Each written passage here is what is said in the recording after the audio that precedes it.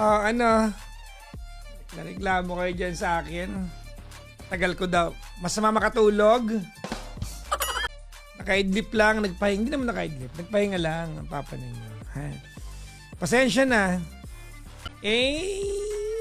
Ganun talaga. Pagod tayo maghapon. Hindi yung pagod. Ang haba lang ng araw. At patawarin nyo na ako.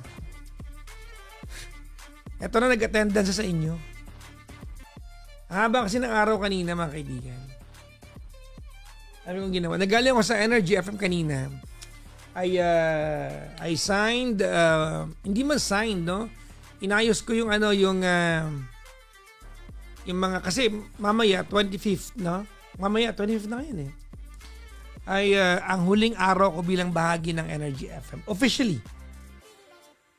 25 is the last day na ako ay official part ng Energy FM. Kasi nag-render ako ng isang buong buwan kahit di ako pumasok, no? So, yun. Paano mo inaalagaan ang boses mo? Hindi ko inaalagaan. Wala. I don't have a special ritual for my voice. Nagtukay kanina, so what? Migil na kayo. Ano ba? Mag-alas 4 na. Kung kaya natin, ha? I appreciate that you want this. Huwag na magalit kung hindi kaya agad-agad, ha? Okay? Alright?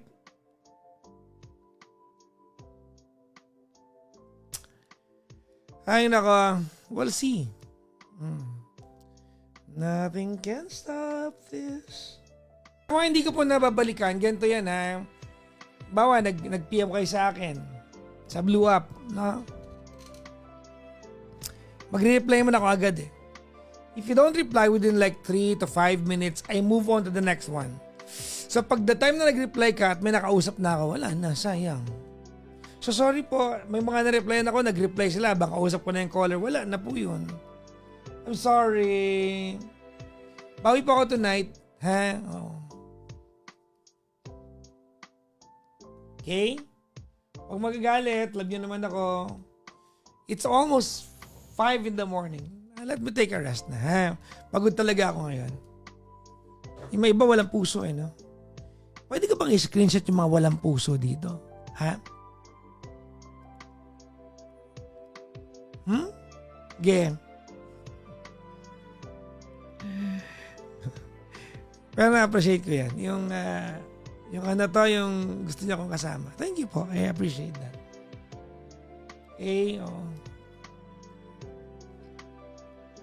Tantan, please, sabi dito. Tulog na. Narinig niyo ba kanina? Nagmamiyaw siya, nagmamiyaw.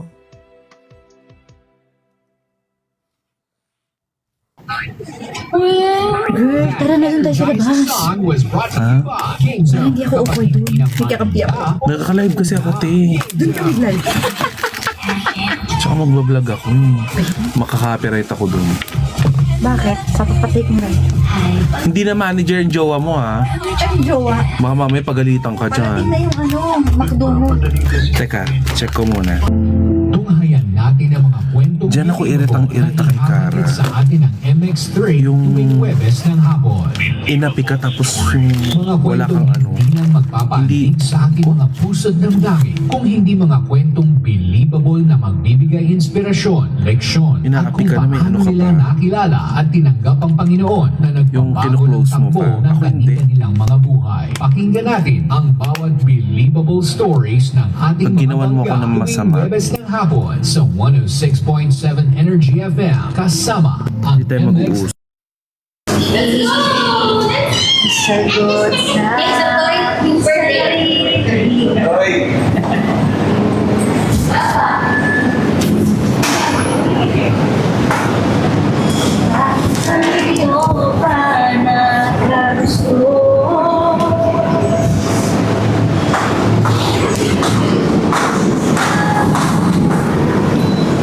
Lakas ang hangin. Porque contigo yo escogí, ahora mi corazón te suplir. Wow! Ayan na. PG ka dyan, ma. Tigilan mo yan. Jonathan yung pagkain. Sino Jonathan? Ewan ko sino ba yung Jonathan. Teka lang. Naagaw. Puntahan ko sa baba. Sige. Asan si Sheena? Ako muna doon ng cake, okay? Ay, binigay ko. Ayan na. Ay, hello, Jonathan. Tingnan mo na, abala. Thank you po. Ay, sorry po. Ang parusa. Wala na bang ano? Bakla kumain na kayo para sunod kami. Ano kaya kayo kasi na ng bumukuan? Saan? Ito ano? Kagraham ko sa favorite ko. Tsaka braso de Mercedes. Sabi mo yun na, next time pag bumili ako, hindi mo maubos ha. Busog ka ba, te? Parang di naman. Kumain ka ba? Nunahan nga niya tayo, tapos ngayon, sabihin niya hindi na daw siya kakain. It's a prank. Binalikan ko yung mga dating sincerely Cara neto. Ang taba ng mukha niya dun. So pumayat talaga ako? Yes. Talaga? Good. Wala, naka-live din si Cara, oh. Ex-senadora.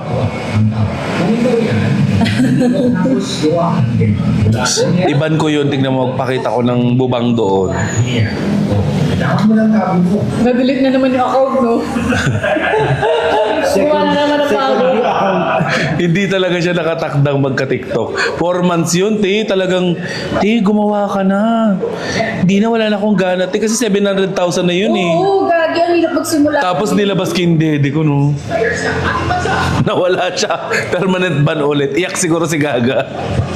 Kaya support kita dyan hanggang mamaya ka pa yata busy-busyhan. So sige, magpaka-busy ka para makalimutan mo na siya.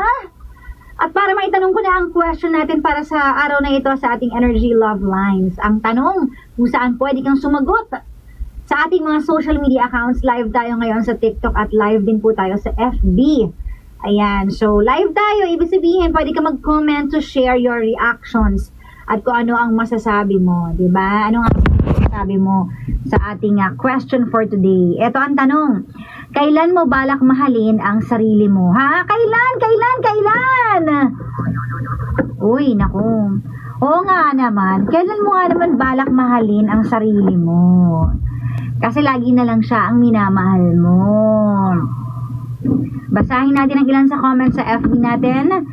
Sabi dito, you always need to love yourself, especially when you're hurting, exhausted, doubting yourself, or trying to please others. Self-love is not a one-time achievement. It's a practice. Your return to whenever life knocks you off balance. English naman masyado nito. Dumudog yung ilong ka.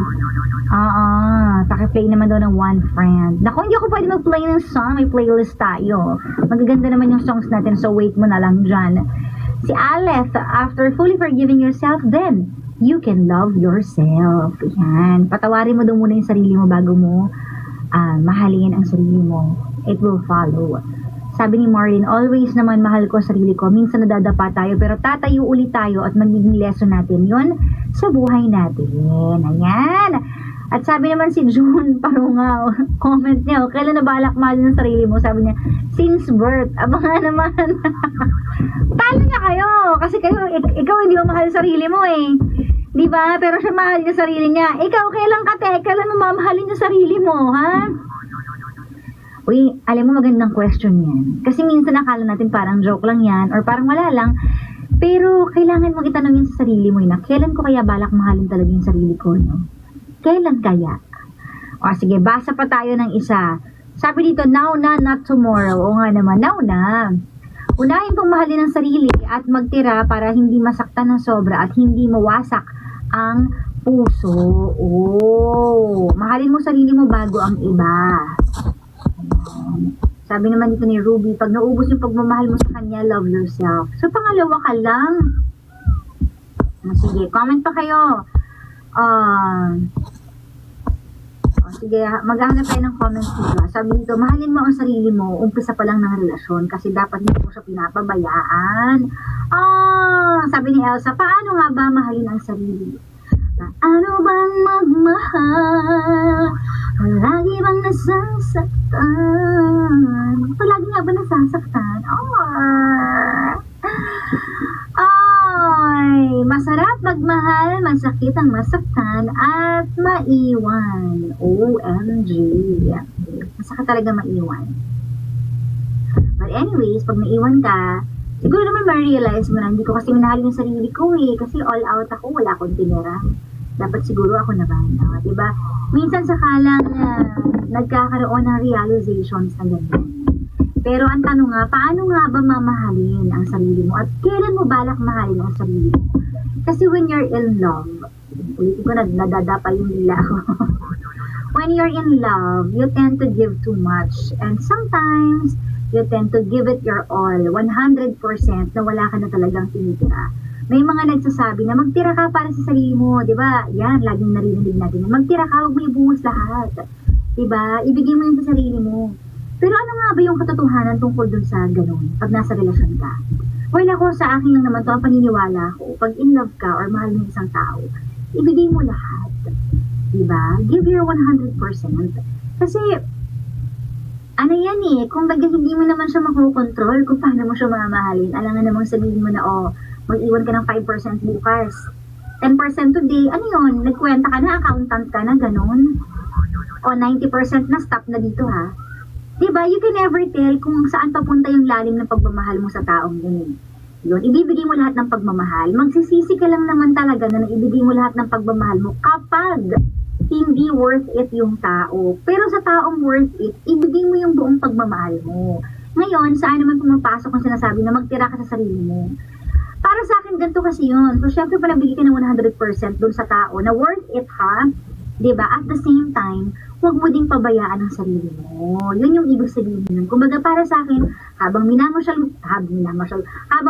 mo siya ng buo, mahalin mo din at the same time yung sarili mo ng buo. Kasi sometimes, ang ginagawa lang natin, give sa kanya lang. Tapos nakakalimutan natin yung sarili natin, ay, wait lang, nakatuon na lang yung pansin ko doon, wala din ako. So, mamahalin mo din yung sarili mo. Hindi dapat na doon ka lang nagbibigay ng pagmamahal. Kasi minsan, hindi mo na mamalayan, ay, kailangan ko na pala ng ganito, ay, hindi ko na pala na asikaso yung sarili ko dahil sa kanya ako nakatuon. Wala na pala ako nagagawa for myself. So, habang nagmamahal ka, minamahal mo rin dapat yung sarili mo.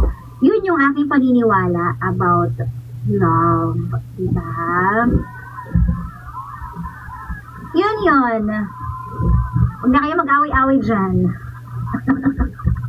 What a hugot for this afternoon habang ikaw ay kumakain. Kaya tuloy mo sa ka na, hugot yan ha.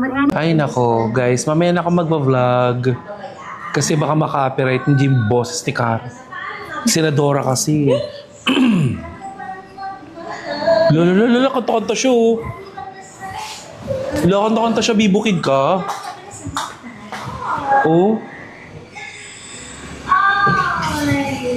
Pero maganda yung show ni Cara. Period. Sabi sa relasyon ang dating. Nakakalalim din ang pagsasama. Bakit? Kasi pag nagde-date kayo, namamasyal kayo, naglalakad kayo, nagugutom kayo, kakain kayo. So when you sit down together, that's the time na nakakapag-usap din kayo. So trivia yan number 1 talaga na importante kapag may kasabay kang kumain. Mapa-jowa, mapa-pamilya, mapa-classmate, mapa-office. Sa school, ganyan din, di ba? Pansin nyo, kapag recess time na, kapag break time, hinahanap nyo yung mga kaklose nyong friend at yung kaibigan nyo na pareho kayo ng gusto. Sabay kayong umiinom ng root beer, sabay kayong bumibili ng fries.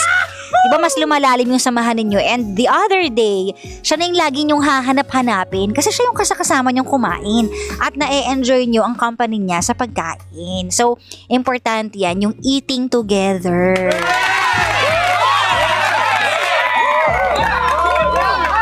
So anyways, ayan, sana nag-enjoy kayo sa mga trivia ko. I think hindi muna tayo magko-color for today. Alamin natin ang sasabihin ng ating Choleng, the rich kid.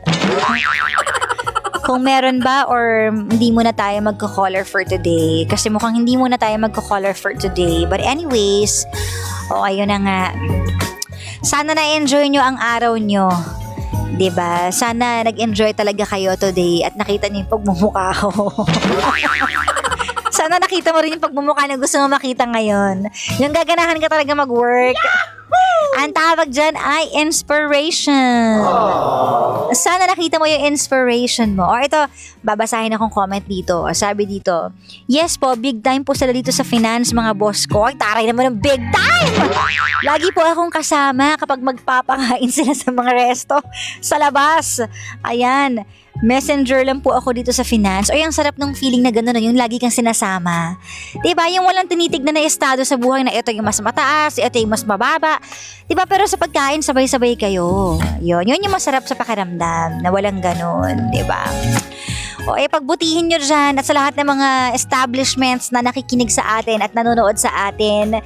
Sa lahat ng mga drivers natin for today na nasa biyahe sa oras na ito. Nako, huwag ka magpagutom, papangit ka niyan. Madami yung wrinkles mo kasi nakakunot ang noo. So, enjoyin mo yan, yung pagkain. Stop by ka muna, rest, and then inom ka na malamig na tubig or soft drinks. Kasi ang init talaga ng panahon ngayon.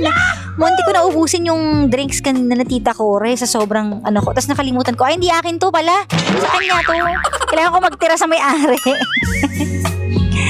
Anyways, siya, I think that's it. We have to say goodbye. Bawi na lang ako sa inyo tomorrow. Yes, tomorrow na lang ako babawi. So, thank you for staying with me mula kanina. Bukas naman ulit, 1 p.m. to 3 p.m. Ako po ang inyong makakapiling, ang nag-iisang chicks ng radyo, si Gandang Kara. O siya, music na muna tayo mga pangga. Huwag mo sabihin radyo, sabihin mo energy.